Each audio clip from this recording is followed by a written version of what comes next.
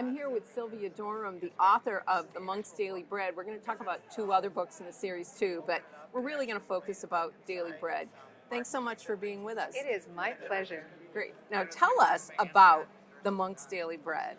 So the monks were inspired by the mystic monks out in Wyoming, in Cody, Wyoming. And I was so inspired by the fact that they went to a place where there was nothing and they built something that will last for a long time. And they give their lives praying for us so that we can continue in the ways that God has called us. So I thought, let's put something together that encourages vocations because it shows what the monastic life is like, but let's also fill it with absolute truth. So there's no question about, whether the doctrine is correct. I want something that everyone who's a Christian will know is true. So we started with something very basic, which is God will provide for you. God will provide your daily bread. But then I also wanted to utilize a rhyme scheme that would stay in people's head. When I read to my little children, I learn a lot from the books, and I find myself repeating the rhymes over and over throughout the day. So I thought, this book has got to be a good rhyme scheme. It's got to tell the truth, and it's got to be something that Mom's going to remember throughout the day, too. So I used the rhyme scheme that's popular in Sheep in a Jeep. Yep.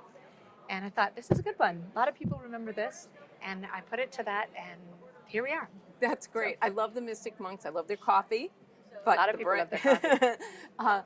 But what's interesting is that many people nowadays wouldn't have an opportunity to encounter a monk. So what a great way to introduce this vocation to younger children. Exactly. So tell us about that, how that's incorporated in the book. Well, just having characters who are monks gives people an idea that there's this whole other way of life that we don't usually see. Sure. It's a hidden way of life.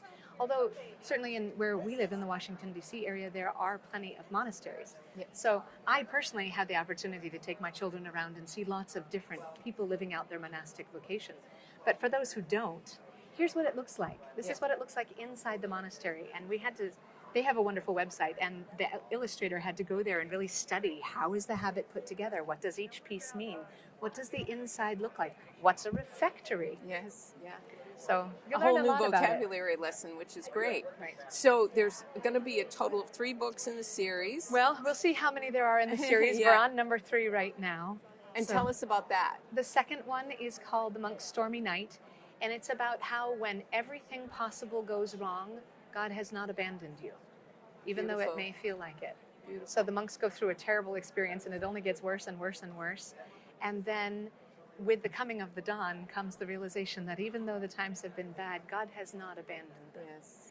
And the third is about the emotion of anger and how we can get angry, and it's okay to be angry as long as we don't sin. Mm-hmm. So I think that's great, the Stormy Night one in particular, because for the age group that you're targeting, sometimes, children are scared of, these loud noises, and of course they encounter so much energy that it's great for them to understand that this coping mechanism, leads us to a brighter day with the assurance of God's love. So explore that with us just a bit. Well, I would think it goes even deeper than that in our society, because we're living in a time where horrible things happen. We have issues like human trafficking. We have issues like divorce and just pain that little children experience. And it's hard for a child of any age to go through something like that and feel like God is still there, that God even exists. You feel abandoned. But what I want them to know, and also the people reading them the books, is that God does not abandon us, ever. Yeah. And if you ever read Footprints, the poem Footprints, those times when we saw only one set of footprints in the sand, God was carrying us. Yeah. And that's it. He doesn't leave his children, especially in the midst of horror. So and that's such an important thing, which is why it's a great idea that this can be used as a read-aloud book, because we all need to be reminded of that. Absolutely. That God is not going to abandon us. That's right. So tell us about, really that interaction with the rhyming scheme and like using it in a school or a catechetical setting, or just mom and dad reading to a child. So I have 10 children, and as I've homeschooled them, I have found that the most effective way to get things stuck in their brain is to put it to music. So we put everything to music at our house. And rhyme fits well with music. It's like a hook. And when you make a brain hook, then you can put all sorts of information on it that will stay there. And so people will come up to me and recite a rhyme from the book. And I know that it's staying in their brain. And like we remember jingles, commercial jingles from when we were two. In the same way, by creating these mental hooks, they'll remember this information as well. That's great. So what a great thing, and I just love the illustration. So kudos to your illustrator, Christopher Tupa. He's wonderful. Really fantastic. So thanks so much for spending time with us and My talking pleasure. to us about the Monk's Daily Bread, and we look forward to many more Monk's experiences.